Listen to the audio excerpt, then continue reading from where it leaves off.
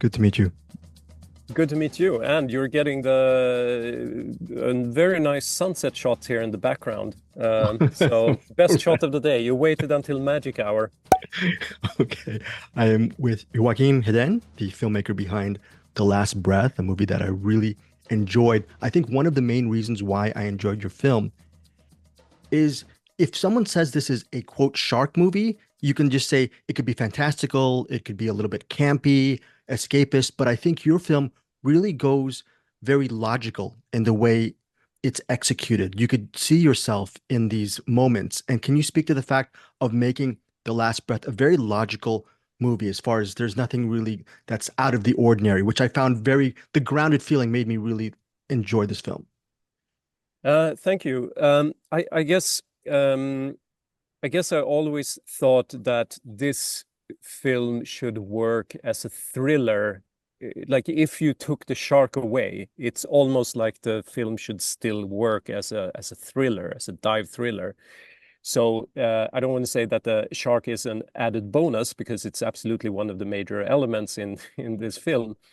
But at a fundamental level, I always viewed and I felt when I read the script that, all right, this has the potential to be a good thriller. And on top of it, we have these five characters locked into this underwater maze, which is the wreck of the Charlotte with the shark. So I guess those are the things that drew me to it. And I always thought in my mind, it's like we have to think about this film as a thriller first and foremost. It has to work on the thriller level, and then we're adding, if you will, the shark on top of everything.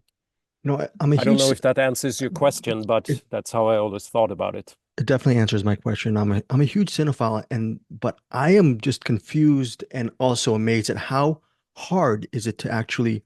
It seems to me you're shooting most of your film underwater. Is that movie magic? What is the main challenge in layman's terms? Because I think that's another reason why I love your film because doesn't feel like it's cheated, where you decide to spend so many things on land, but a lot of it is in the water, seemingly so. And I just marveled at how much work you put into it.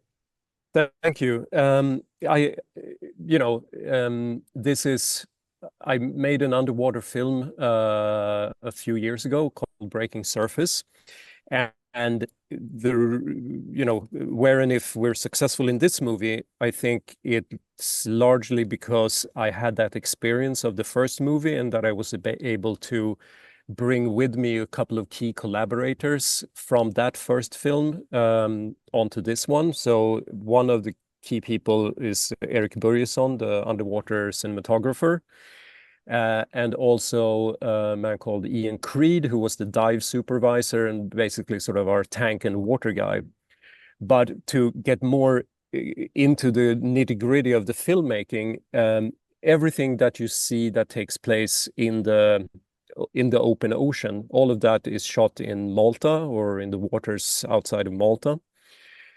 But everything that takes place inside the wreck of the USS Charlotte, this is a set that we built in on a soundstage in Belgium. And it's a little bit hard to explain without drawing a diagram, but essentially we had Ian Creed and his water team build quite a large floor that the art department could build the set of the Charlotte on top of, but the floor was waterproofed, and then Ian and his water team essentially built walls up around the entire set. And when it was all said and done, it was basically a giant bathtub with the Charlotte inside, and then we just filled it with water. Now, there's a million stories, and we could talk about this for an hour. But the reason we did it this way, because there are established tanks for filming in Belgium. There are actually two great tanks, and one of them I had worked on the previous movie, Breaking Surface. But for various reasons, basically to do with scheduling, none of these tanks was available to us. and we ended up building our own tank. So instead of sort of putting the set down into something, we built a set and then we built our tank around the set. Thanks to Ian, it all worked out. I want that 1 hour conversation of you just breaking it down because it's just so Yep. fascinating for me. And look, movie fans, we assume greats like John Ford, we assume he loved Westerns and he loved the open space and land and Westerns. And from people watching your work, they would assume probably you're very passionate about the ocean and life on the ocean. Is that safe to assume? And if so, did your passion for the ocean coincide with your own passion for filmmaking and cinema when you were a youth? Um, eh, Somebody at some point actually made the observation that in all the films I've made, water is not a theme but a motif. If we so, and it's not something that is conscious. It's not something I've thought about, but apparently water is present in everything that I've made.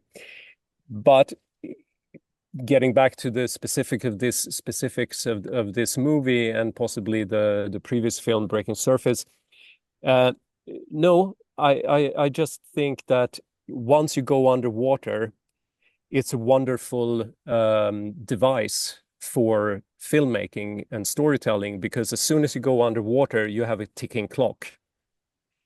As soon as you go underwater, there's pressure, there is air, there is XYZ resources that are running out, and immediately you have a ticking clock that is just given to you as a wonderful gift as a filmmaker. So I think for this film, you know, and then just to backtrack a little bit, I think we talked a little bit before about sort of what initially drew me to the project.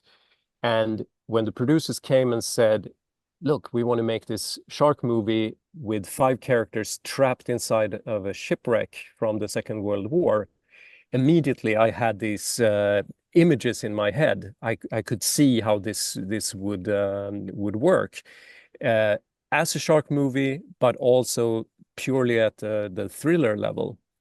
Because if you have, a shark in the open ocean, scary enough, but if you stick that shark inside a wreck with 5 characters, then you're turning up all the dials to 10. I was not familiar with Jack Parr or Kim Spearman and their work, but it's very good because after this movie, I'll be following their careers. As a filmmaker, how good is it for you just to collaborate with actors and to put them front and center? They might be relatively unknown to a lot of people, but just having them shine in your film, that must mean a lot to you as a filmmaker to see them do such a great job on your project. Absolutely, 100%. I mean, if there is something I wish will come out of this, is for all 5 in the main sort of core group of actors here to that this will allow them to go on and make the next thing and the next thing, and sort of I if this film breaks, opens up some doors for 1 or 2 or all of the actors, I would be so happy, because that's actually one of my sort of little secret bucket list dreams as a filmmaker, to quote unquote break an actor. If that were to happen, I would be ecstatic. Yeah. But going back to the question, how was it to work with these guys? I think the level of dedication was fantastic, and I think that the dedication came largely through them bonding as a group, because something that the producers did, which I'm very grateful for, that they allowed us for this to happen, is that we sent all 5 in the main cast to dive training as a group. On my previous film, we had made, in retrospect, the mistake of letting the actors do their dive training on their own. But for this film, we sent them to Malta to do all of the dive training as a group, as they would then play it in the film. And the level of bonding that occurred and the true friendships that were formed during this dive training really sort of cemented their ability to trust each other underwater, both as actors, but also as safety people, because no matter how many safety divers there are present on the set, the closest diver to you in any kind of emergency is still going to be your fellow actor. So that level of trust that was built in the dive training translated into true friendships that then I think manifests on screen. So everything started with the fact that we sent them on this dive training as a group, as basically the group of friends that they're portraying in the film. You know, on that note, what was it like for you to actually cast Julian Sands in a character who doesn't think selfishly of himself? He's also thinking of the group, of putting the other person who's in front of him or beside him before his own safety and luxury. That must mean a lot to you as well, just to have that kind of really fully fledged, wonderful performance from Julian. Yes, 100%. And, it's all terribly sad now with the movie coming out, because it just sort of reminds all of us what we've lost in Julian. But what I remember most is how generous Julian was with the rest of the ensemble, and how absolutely delighted he was to be a part of this ensemble with these five, all quite young, all quite sort of in their beginning of their careers, and to have him. He really enjoyed being a part of them, and he was so generous on set. And I remember one specific instance where there was quite a long scene, quite a long dialogue scene that takes place on land before the big dive starts. And the five are sitting around having a catch up. Julian's character, Levi, Julian has just a short little walk on. He has one line to say, and then he walks off, and then the rest, the scene keeps playing.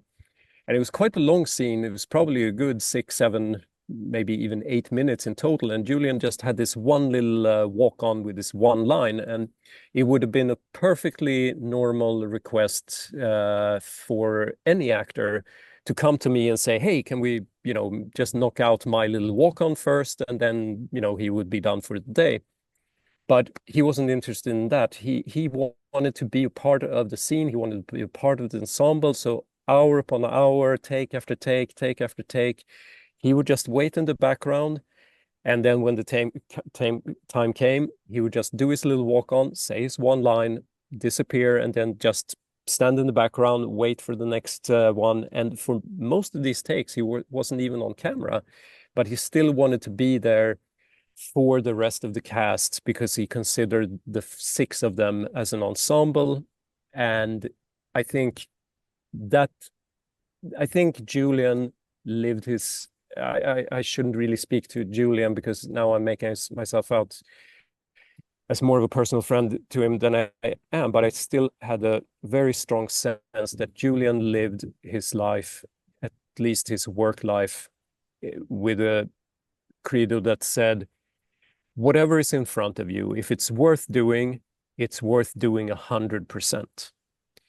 You should never hold back. Whatever you're doing, you should do 100%. And that's why he just was there, take after take after take after take, even though he wasn't even on camera. So that's the thing I think I will take away from this whole experience of working with Julian, is this idea that if it's worth doing, it's worth doing 100%. My final question to you is just wondering, because you work so hard on this movie, I'm assuming you're a huge cinephile, and can you name one of your all-time favorite movies that really influences you, not just as a filmmaker, but as a human being, that you come back to maybe when you have time, and what makes it unique for you personally, this specific film? Um, Uh, okay, I'll give you three answers to this. Okay. As a Swede, I guess I should drag out Mr. Bergman, but I'm not gonna. I'll be completely honest and say that what in terms of filmmakers that has been an influence, I have to be honest and say that James Cameron's work has obviously been there. This is when I grew up. This is when I started going to the movies, myself. So you know, I grew up in the 80s, and yeah, James Cameron's work is for sure something that's been an inspiration. I think The Abyss is obviously one of the great underwater movies ever made. Then on a perfectly just human level, um, and it's completely unrelated to this film or underwater filmmaking or action filmmaking. But if I'm going to be completely honest, there's a Japanese film called Like Father, Like Son. This is if I were to make a list, that is the one that would be at the top of it. Like Father, Like Son. And I Oh, think it's something that I just connect to as a parent. great. Thank you so So much. if you haven't seen Like Father, Like Son, go see it. Really enjoyed your film. Thank you so much for your time. Thank you. All right. Take care. Have a Enjoyed good day. it. Okay. Bye-bye. Cheers. Bye. Yeah, cheers.